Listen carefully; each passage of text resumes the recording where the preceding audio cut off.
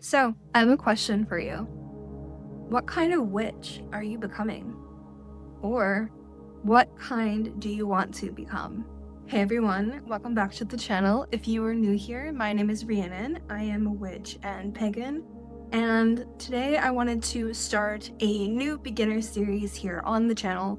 I had a lot of questions from a bunch of newcomers to my channel about all things like beginner witchcraft.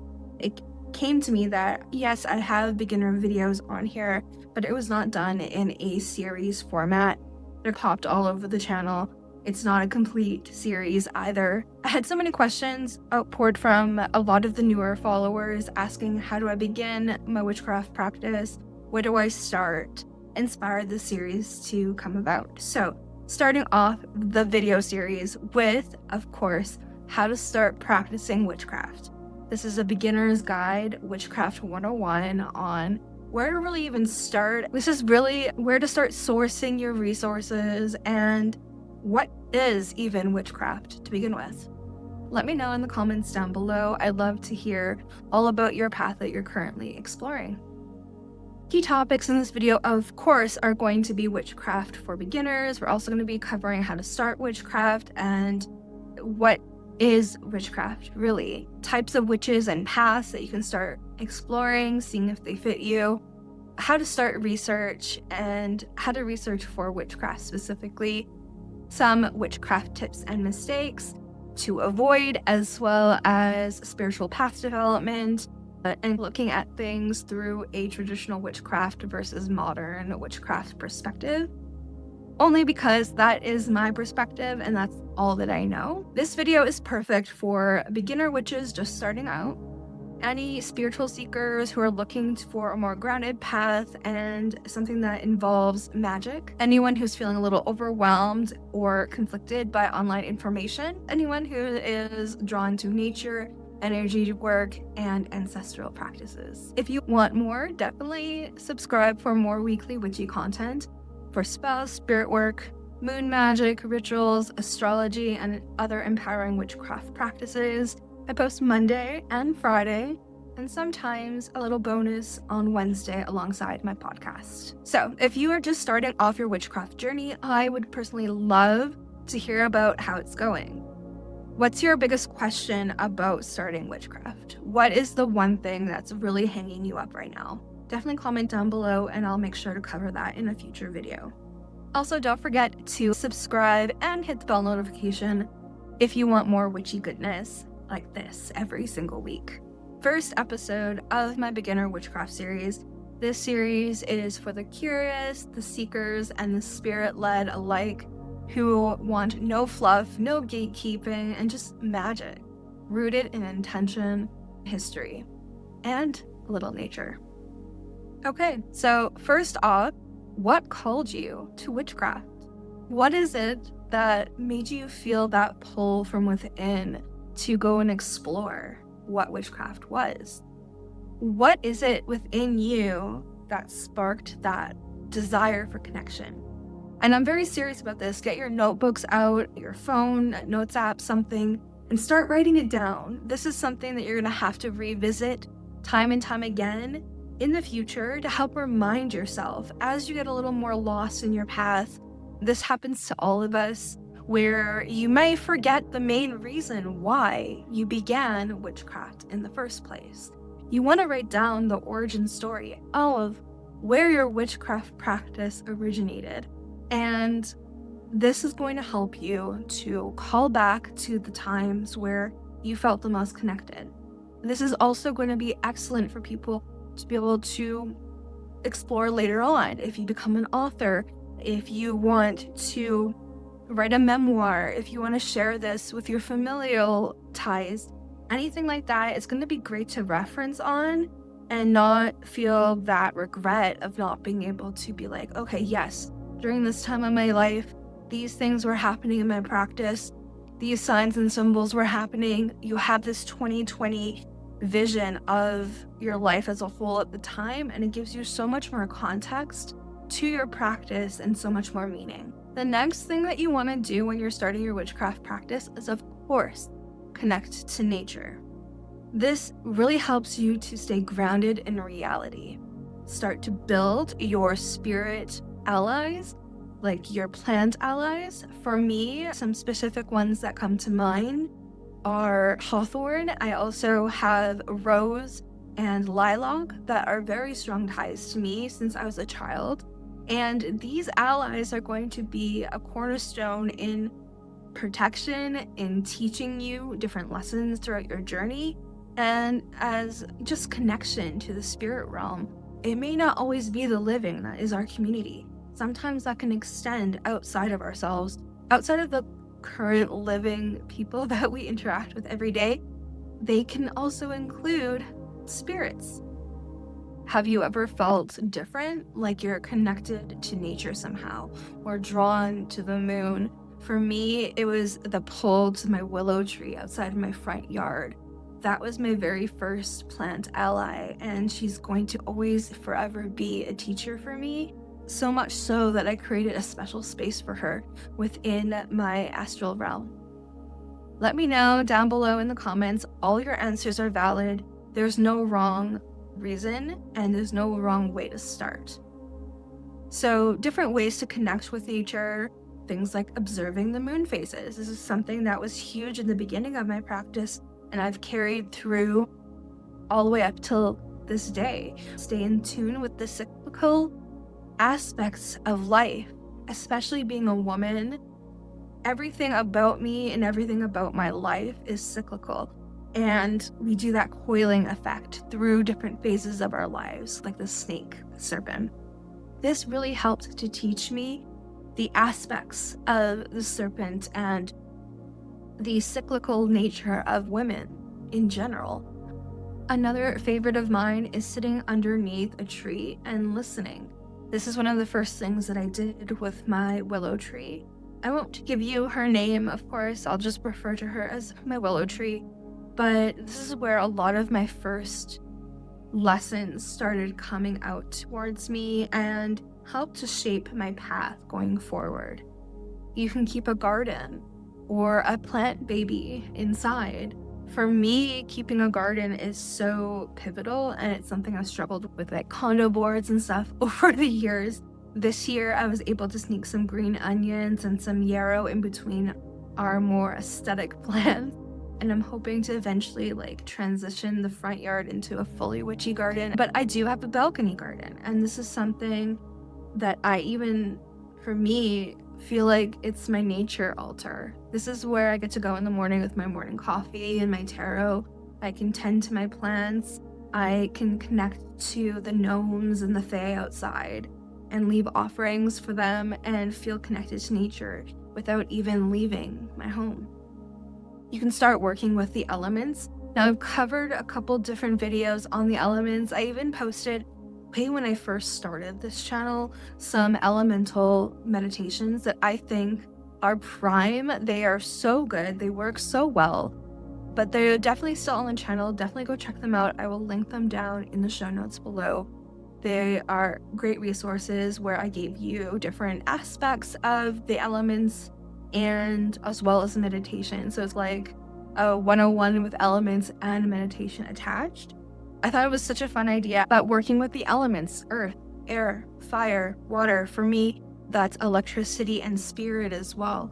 And these can help teach you so many different things within your craft, as well as be allies and resources towards your spell work. Even city witches can connect to nature. Nature is everywhere. We are nature. Just get that out of your head that if you're a city dweller like myself, that you cannot connect to nature. We are nature itself. That's something we are never disconnected from. It's the tuning into nature that's the missing part in a lot of people's lives. Now, let's bust some myths. What is witchcraft? Witchcraft is a practice. It is not a religion. However, there are religions that include witchcraft that are more religio-type practices. For example, like Wicca. Witchcraft is accessible to everyone, regardless of your background. But not everyone is going to resonate with witchcraft. And this might be something for some of you where you will find after a while, maybe witchcraft isn't it for you. Maybe you're truly an occultist who wants to work through chaos magic. Maybe you're a ceremonial magician and not a folk practitioner like myself. These are things that you're going to have to allow yourself to grow and expand with over time, and don't let yourself be boxed in. There are different types of witchcraft. I've already done a video in the past on different types of witchcraft just to help you spark your energy of what resonates with you. Now, these are not labels I want you to adhere yourself to statically. These are just things to spark your imagination and then help us as practitioners communicate to each other what we do in our practices. So if I say I'm a kitchen witch, you can already imagine I'm cooking with intention. I'm using herbal ingredients and spell ingredients to create an experience for the person that I'm going to serve this food to, or for myself. I might have a kitchen altar, for example, going on. So for example, we have green witch, we have a hedge witch who likes to traverse the astral. We have chaos magicians, very much like Ivy the occultist. We have fae magicians like myself, folk traditional practitioners like myself. We have ancestral spirit-led witches, which is something that fell into my practice later on in life. There's ocean witches, there's fire witches, there's so many different kinds. And a lot of times these types of practices and witches are combined into an amalgamation of different things, all becoming their practice. So they're not separate, they're not othered, they are just a descriptor to let us know what we do in our practices. There's no right or wrong way, there's only your way. So get that out of your head right now, don't let it trip you up. It's not a real blockade, don't let it be. For me, witchcraft is empowerment and expansion. This is something that I've explored and gone back and forth with over the years. But really, for me, if I were to apply 2 words to it, it would be empowerment and expansion. Now, looking at a couple different perspectives from witchcraft, we have one from Gerald Gardner. His perspective on witchcraft is a religion of nature. The sun and the moon, the stars, and the powers of the earth, air, fire, and water. It is a secret religion in which knowledge is handed down from initiate to initiate. Now, everyone's definition of what witchcraft is going to be different. However, the key basis to it is always going to remain the same. You make change through action and intention to make a difference within your exterior and interior world. Good research really helps you with discernment of truth and helps you decipher truth from trend or opinions disguised as fact. And then also I wanted to discuss a little bit of some of my beginner-friendly witchy books and creators that I think would be really great. We have Witchery, Embrace the Witch Within by Juliet Diaz.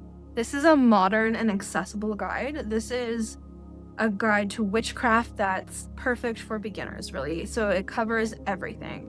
Everything from basic rituals and tools to mindset and intention setting. I believe that really your mindset is the key to pretty much everything. Your mindset needs to be a magical one. And if it's not, then I don't think the magical lifestyle is really for you, babe. So if you don't feel like you can connect with the magical mindset, if you don't see the world that way, I don't think magic is going to necessarily work for you. I really appreciate this book because it does encourage beginners to find their own authentic path and one that fits their vibe. We also have The Green Witch, your complete guide to the natural magic of herbs, flowers, essential oils, and more.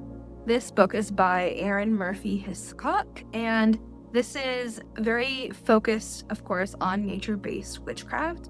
This is a gentle introduction to working with herbs and the natural elements. This is great for beginners wanting to connect with earth-based magic and practical herbal folklore.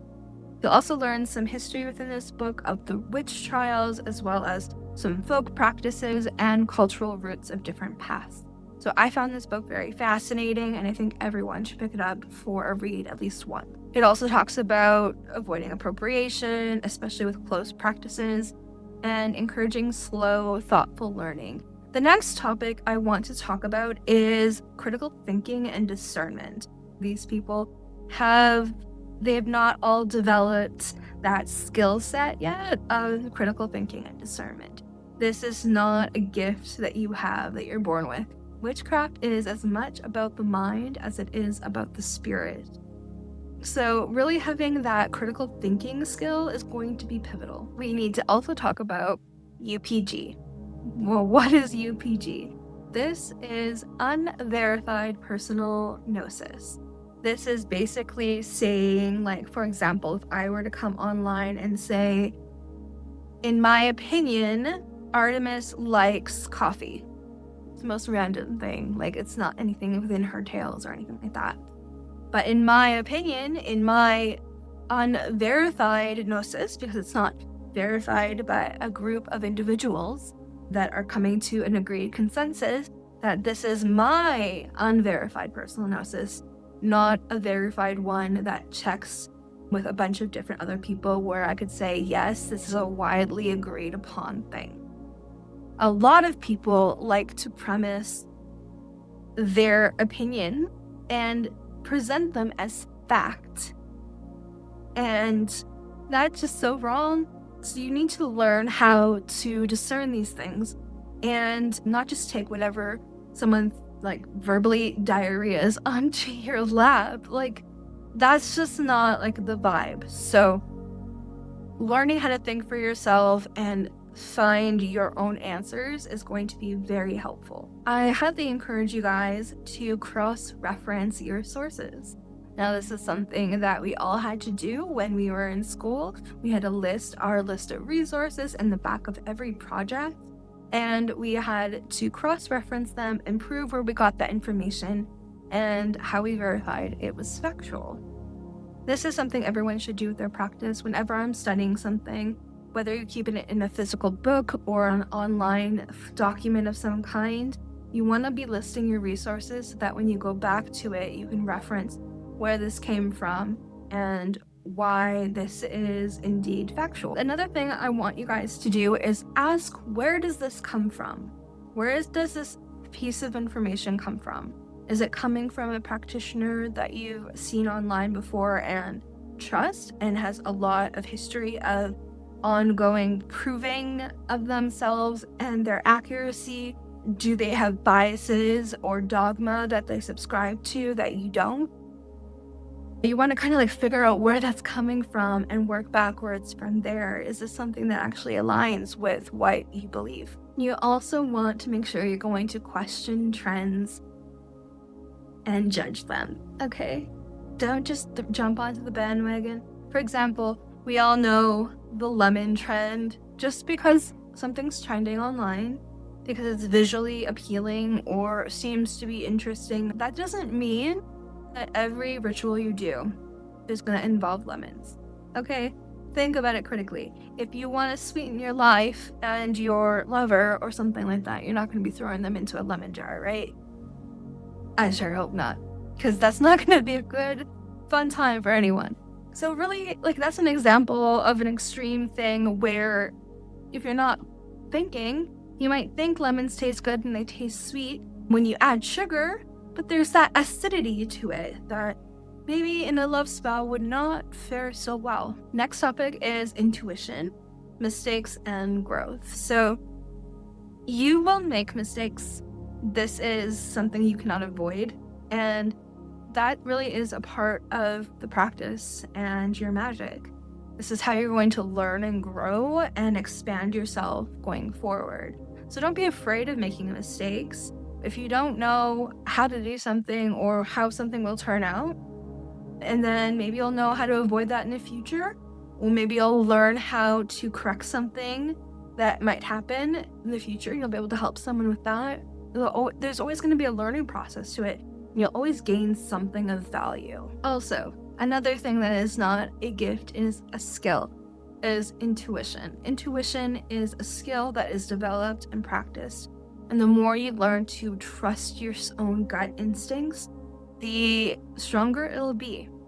And practicing will build that. So learn to listen to yourself And if you have a gut feeling about something, write that down, reference back to it later. It'll have that proof right in the writing that you were correct. And it happened for me so many times where I had these different intuitive hits. And instead of listening to my gut, I listened to my head and my anxieties. And I was proven wrong over and over. So then I started reverse engineering it, started listening to it, trusting the intuition, and I was never steered wrong again. And I will never have to deal with that ever again. So I highly encourage start developing that intuition early on. So with all that said, mistakes are not failure, they are feedback that you can reference later on in your practice. Okay. Next topic is daily witchcraft practices and folk traditions. These are going to be a list of like some daily practices that you can start incorporating into your life and having a daily practice for yourself. Now, of course, you don't have to do all of these. These are just going to be inspiration, but pick and choose the ones that stand out to you the most and start building off of that. So, some things that you can do on a daily basis is lighting a candle with intention. Light the candle, speak your manifestation into it.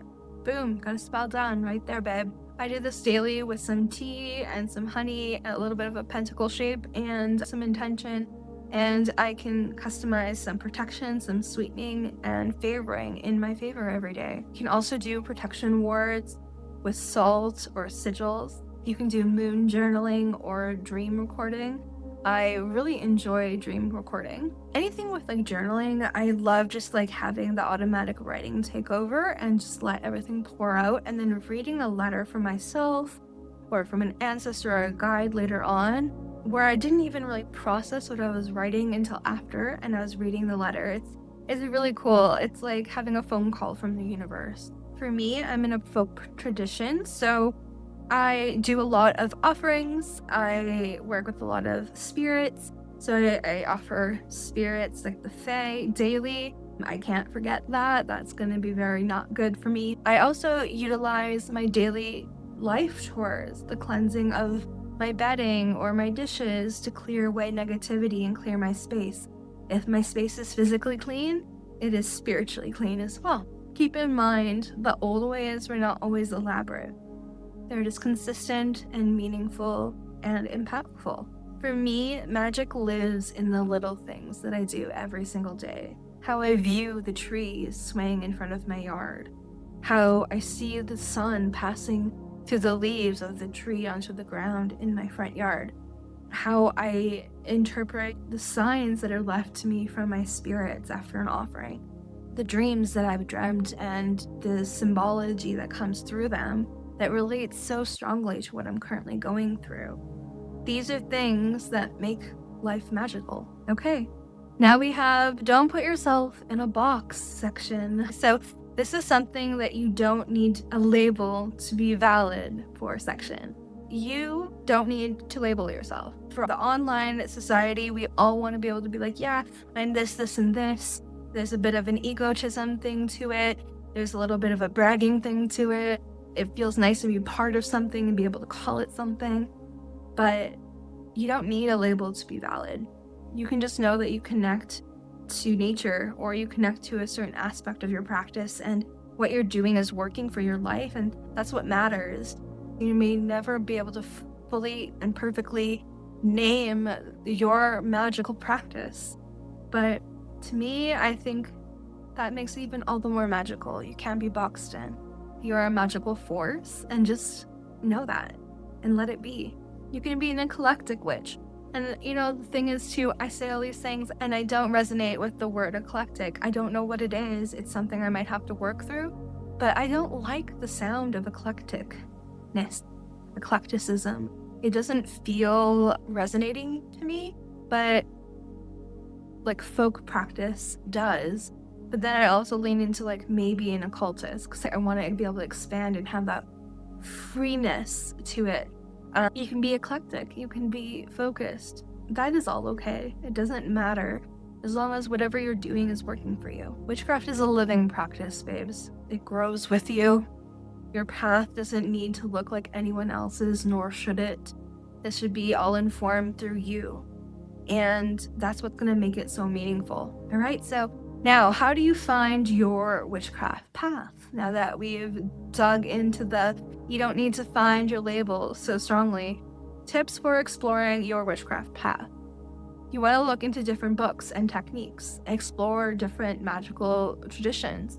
Maybe witchcraft isn't your vibe. Maybe you'll end up into more of a Eastern practice. Maybe it'll be more inspired from different cultures that you're a part of. You really never know. It feels like the practice chooses you and you don't choose it. At least that's how I experienced it. So you want to track what feels alive to you. Write down, pay attention to your dreams, write down your signs, your symbols, your synchronicities, any symbols that really feel that light you up, and start looking where do these symbols resonate from? Are these cultures that you have access to that are allowing of you to enter into them? And if so, awesome. Start exploring those cultures and exploring their magical practices and seeing if that fits you. And just remember that paths can shift and change over time. I started off with no label and just doing manifestation because that's all I knew to call it, but it definitely was not manifestation. It was definitely a witchcraft thing. It was definitely an occultist informed thing where I learned bits and pieces from different cultures, but I didn't know really what to call it. I was doing these things without realizing they were informed from different practices. And then I discovered Wicca, and suddenly I was Wiccan because it was the only thing that I could find online that had a nature focus, that had a dominating focus with women deities, and then had that flexibility of women deity only, or I could do both male and female. But then I did my whole year in a day study, and after maybe 9 months after that, I didn't fully initiate, but then I realized that the moral compass, the whole basis of the practice didn't resonate with me. I like to not have rules and structure, and for me, maybe religion that's organized doesn't work. So for me, being a solitary practitioner that is also a pagan fits best, and that might work for you guys. Maybe some of you need to be or want to be in an organized religion. There's nothing wrong with either way, but you need to figure out what works for you. And don't initiate into something unless you know that, at least for the foreseeable future, that this is going to be for you. Now, don't assume that you can never change if you do initiate. People transfer religions all the time, but at least for the foreseeable future, make that good effort that this does resonate for your life. Okay, now, how do you find community, Rhiannon? This is something I get asked a lot. And this is actually why I started my YouTube channel, is to find community and build relationships. The value of witches learning together is priceless. This helps to develop accountability. It helps to develop resource sharing, which is so huge. Emotional support. When I think about resource sharing, there's so many times that one of my friends have been like, here, let me flip through my book and show you a spell that I did. Maybe try adapting it to your own. And it helped me so much. Now, where do you look to develop relationships?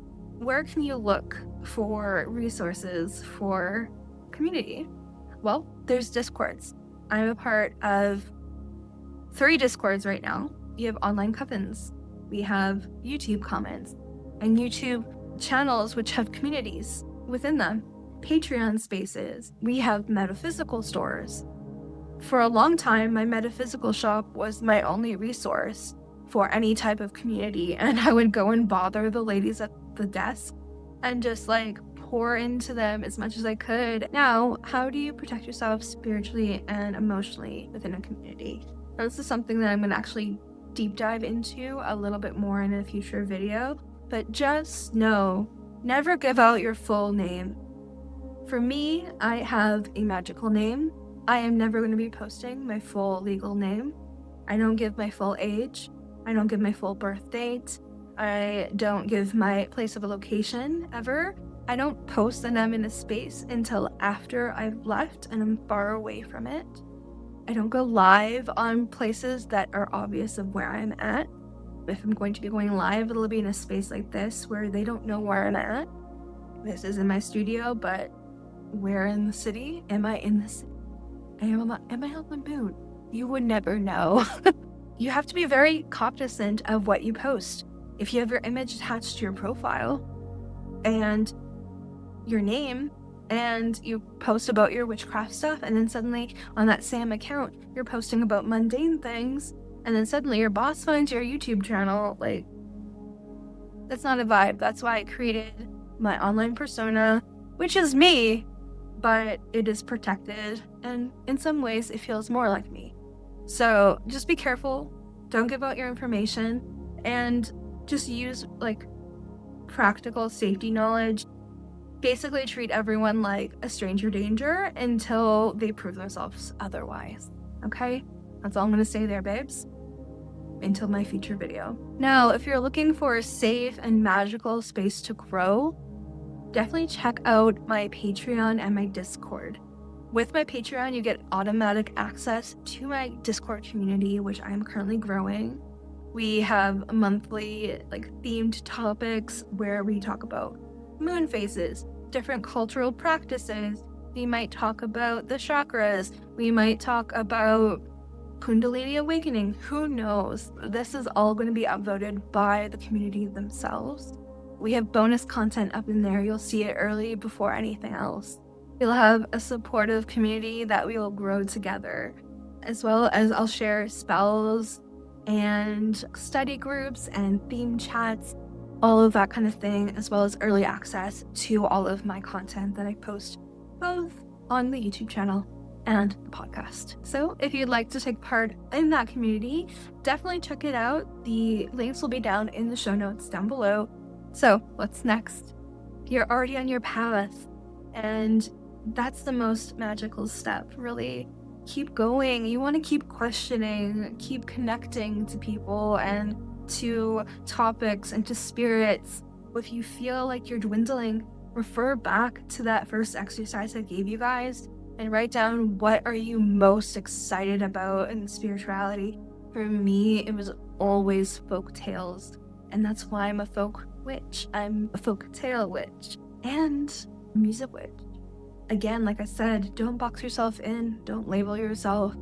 Just really let your journey take you on the journey. It's guiding the way. Just go on the ride and enjoy it. The next video that I have coming up for you guys in this series is going to be how to craft your witchcraft altar. This is going to be all about what you need, how do you craft on it, what do you do on it, what different things can I do, can I share my altar with other people, am I not allowed, all those kind of things. So if you're excited for that video, definitely hit the like button and the share button down below, and don't forget to subscribe to the channel if you've not already. If you love the channel, you come back time and time again, and you're enjoying my content, please subscribe, turn on the bell notifications so that you don't miss out when I post. It'll let YouTube know that you enjoyed the channel, and we're able to grow our platform even bigger, our community bigger. We'll have more resources for each other, and I'll be able to do better and bigger videos going forward for you guys. So you guys, I would love to know, what was your biggest takeaway in this video, and what are you most excited to learn about? Like, what's the thing that's been burning in your heart of hearts about the craft, things that you've been most curious about in folk tales and in your cultural history? Like, what are things that you're dying to dive into? I would love to know. Please leave them down in the comments below. I'd love to start talking to you guys about that and explore all of your guys' practices and interests, and maybe get a little inspired for myself one day. With all that said, loves, I love you all so very much. Thank you so much for the support so far. I will see you all in the next video. Stay wicked, babes. See you later. Bye.